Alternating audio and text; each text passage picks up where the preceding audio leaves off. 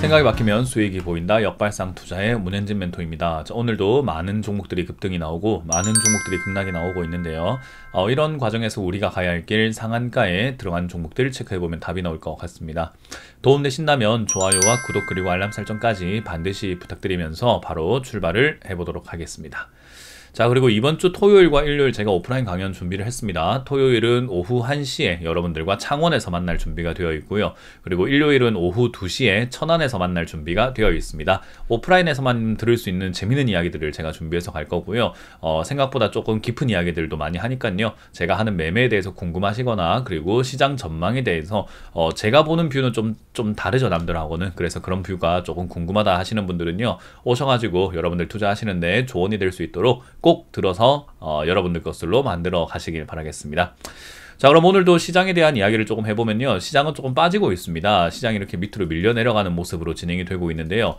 사실 시장이 이렇게 빠져 내려가는 것은 제가 여러 번 말씀을 드렸잖아요. 저는 이렇게 2600포인트까지 올라갈 수 있느냐, 가능성은 있지만 그 가능성보다는 내려갈 가능성이 저는 더 높다고 생각을 한다라고 설명해 드렸어요. 그 이유가 무엇인가라고 묻는다면은 사실 파월 의장과 그리고 현실과 지금 주가 간의 괴리감이 너무 심하다라는 거죠. 현실은 전혀 금리 인하에 대한 이야기를 하진 않았는데 주식시장은 계속 금리 인하에 대한 기대감으로 올라오게 되었고, 물가가 잡히고 있지는 않는데 물가가 잡힐 거라는 기대감을 지금 막연하게 갖고 있거든요. 그래서 이런 부분들은 결국은 기대가 크기 때문에 그 기대를 충족시킬 만한 결과물이 나오지 않는다면 실망으로 변질될 수밖에 없다라고 보는 거죠. 그래서 저는 지수가 빠질 수밖에 없다라고 이렇게 생각을 하고 있고요. 내려가는 건 어떻게 보면 굉장히 자연스럽고 당연하지 않을까라고 보여집니다. 더군다나 이제 지금 보면 이제는 다우존스 지수가 저점을 무너뜨리기 위해서 또 내려가는 듯한 모습을 보여주고 있습니다. 과거에 한번 저점을 무너뜨렸죠. 지난 여기 만들어졌던 요 저점인 32,740포인트를 한번 깨놨기 때문에 사실상 지지가 되지는 않았습니다. 전체 방향이 아래쪽으로 가고 있는 데서 고점을 이렇게 낮게 만들었다는 것은 밑으로 내려가려고 하는 그런 흐름도 보여지는 거기 때문에요. 지금은 추세상 아래쪽으로 꺾여 내려갈 것 같다라고 보시는 게 좋을 것 같아요. 자, 어찌됐든 뚜렷한 악재가 나오기 전까지는 지수는 별로 안 떨어질 것 같다라고 말씀드렸는데, 파월 의장이 생각보다 금리를 많이 올릴 수 있고 빠르게 올릴 수 있고, 그리고 최고 금리는 우리가 생각하는 것보다 더 높을 수 있다라는 그런 전망들, 그런 이야기들을 해놓으면서 3월 FOMC에서 0.5% 금리 인상의 가능성을 굉장히 열어놓은 것 같죠. 그러다 보니까 이제 우리나라는 동결을 했는데 미국은 금리가 올라간다면 금리 격차가 점점 벌어지게 되다 보니까 외화 유출이라고 하는 그런 리스크에도 봉착하게 됩니다. 그러다 보니까 외화 유출이 조금 심해진다는 것은 달러를 사서 나가겠죠. 그럼 달러 가격이 좀 올라가는 형태가 나오겠죠. 그러다 보니까 환율 같은 경우도 지금은 다시 올라갈 수도 있지 않을까라고 하는 그런 두려움에 지금은 놓여진 것은 아닌가 생각을 해볼 수 있다는 거죠. 그래서 지금 이 환율은 다시 또 보시면은 1320원까지 다시 올라가 있는 상태고요.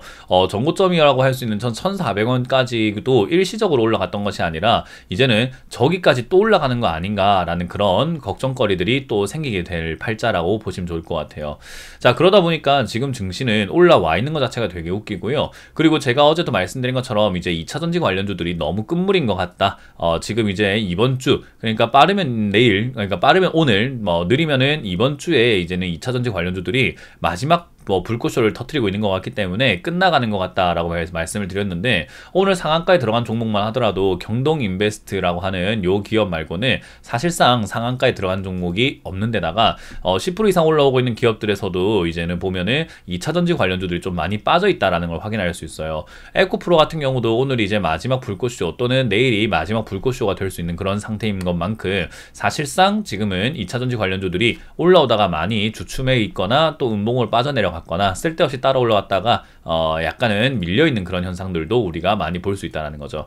그래서 이제 그런 것들 생각 한번 해보면 2차전지 관련주들이 조금 힘을 잃는다면은 삼성전자가 밀려 내려감에도 불구하고 지수를 이렇게 내려가지 않도록 방어를 했던 2차전지 관련주들이 힘을 잃게 되면은 결국은 지수가 계속해서 떨어지는 형태도 진행이 될 수 있다는 거죠.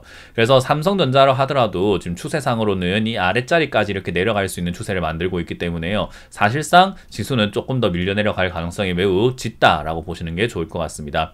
어쨌든 시장이 기대하는 바에 의해서 또 우리가 생각하는 것보다는 덜 떨어질 수는 있겠지만 어찌됐든 일단 악재가 나오면은 그런 기대감들은 결국 실망으로 바뀌게 되고 공포와 두려움으로 바뀌게 됩니다. 그러면 결국은 우리가 생각한 것보다도 더 깊은 하락이 나올 수 있다 생각하시면 되겠죠.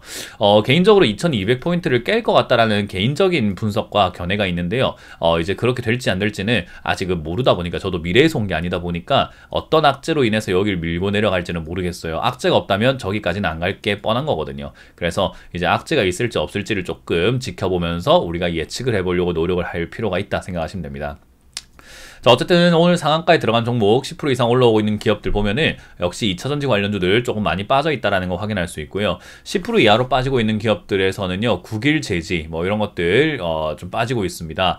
이런 것들 이제 하한가로 밀려 내려가고 있고요. 폴라리스 오피스와 같은 최근에 이제 AI 관련주로 급등 나왔던 종목들도 이상급등 현상 이후에 급락이 나오고 있다라는 점, 그런 것들이 포인트가 되고요. 윈텍 같은 경우도 최근에 이제 테슬라 중국 판매량이 늘어났다 해서 2차전지 관련주로 급등이 나왔었는데 요것도 급등 이후에 바로 급락으로 나오면서 제가 어제 말씀드린 것처럼 마지막 고점이 되는 그런 기업들이 상당히 많아지고 있다는 점이 오늘의 포인트인 것 같네요. 자, 일단 오늘 상한가에 들어간 종목을 한번 보게 되면요, 경동인베스트가 급등이 나와 있습니다. 경동인베스트는 과거에 이렇게 한번 급등이 나와서 이제는 조금 이렇게 쉬어가나 싶었는데 최근에도 또 이렇게 급등이 나오는 형태로 진행이 되고 있습니다.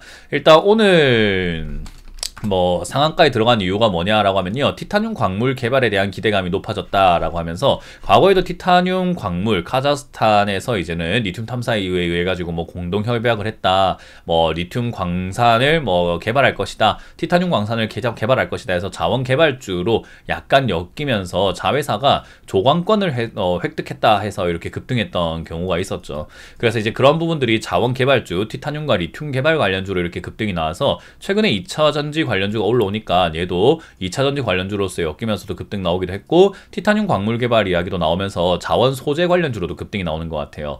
근데 어찌됐든 이거는 사실 이슈야 붙이기 나름인데, 뉴스야 붙이기 나름입니다, 정말로. 근데 코에 걸면 코걸이고 귀에 걸면 귀걸인데요, 지금 이 차트 모양은 그냥 눌림목 이후에 나오는 N자 반등입니다. 그래서 꺼진 불도 다시 보자라는 형태로 기술적 반등이 나오고 있는 거지, 지금은 뭐 티타늄 광산에 대한 기대감이 있는지 없는지는 사실은 뭐 불분명한 거죠. 지금 이 경동인베스트를 지금 최근에 매수하시는 분들도요, 티타늄 광물에 대해서 잘 모르고 티타늄 광산에 대해 잘 모르고 사업 구조에 잘 모르지만 그렇다고 하니까 그냥 사는 사람들이 대부분이라는 거예요. 그래서 뉴스는 중요하지 않습니다.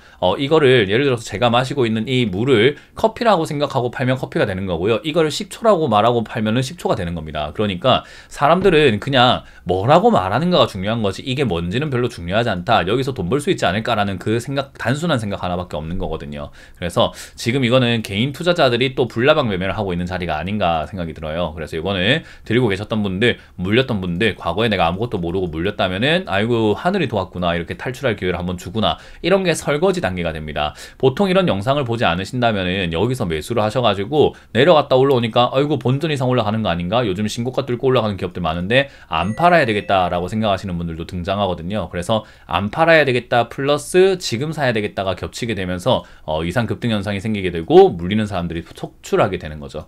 그래서 이런 부분들은 우리가 피해야 된다. 그래서 여기서는 매도하시는 것을 추천드려보는 바라는 것을 기억하시면 되겠습니다. 한국안콜유전도 사실 주식수가 뭐 그렇게 거래량이 활발한 기업이 아니기 때문에 이상 급등 현상이 계속 만들어지고 있는데, 이런 기업들은 사실 관심 가지면 안 된다라는 점, 이런 걸 추천해서도 안 되고 추천 받아서도 안 되고 사서도 안 된다라는 점, 그걸 기억하시면 좋겠습니다. 자, 그 외에는 사실 뭐 개별 호재가 있는 기업들 외에는 급등하고 있는 기업은 없는 것 같습니다. 역시 지수가 조금 힘이 약하기 때문에 그렇게 만들어지고 있다 생각이 들고요. 저는 지수가 앞으로 좀 더 밀려 내려갈 수 있다라고 생각하는 만큼 여러분들께 현금 들고 쫙 기다리는 게 맞고, 제가 말씀드린 것처럼 2차전지 관련주는 이제 끝물인 것 같다, 괜히 서둘러서 잡을 필요가 없으니까 충분히 조정 들어간 다음에 옥석을 가려서 들어가시는 것은 저는 추천한다. 2차전지 관련주가 앞으로 또 올라갈 것 같긴 한데 지금부터 살 필요는 없다라는 조언을 드려보도록 할게요. 자, 어찌됐든 시장 앞으로 악재가 더 있는지 없는지는 지켜봐야 되겠지만 저는 있을 거라고 생각하는 만큼요, 조심스럽게 걸어가보자 라는 전략을 드리면서 내일도 같이 지켜보고 대응하는 여러분들이 되시면 좋겠습니다. 자, 이렇게 마무리 짓겠습니다. 지금까지 역발상 투자의 문현진 멘토였습니다. 고맙습니다. 핸드폰으로 이런 문자나 전화를 받으셨나요? 카카오톡에서 이런 채널을 보셨나요? 주식 챔피언을 사칭하는 카카오톡 채팅방 채널에 이어 스팸 문자 전화도 발생하고 있습니다. 주식 챔피언 대표번호 1644-6646 이외의 번호로 연락드리지 않습니다. 유의해 주시길 바랍니다.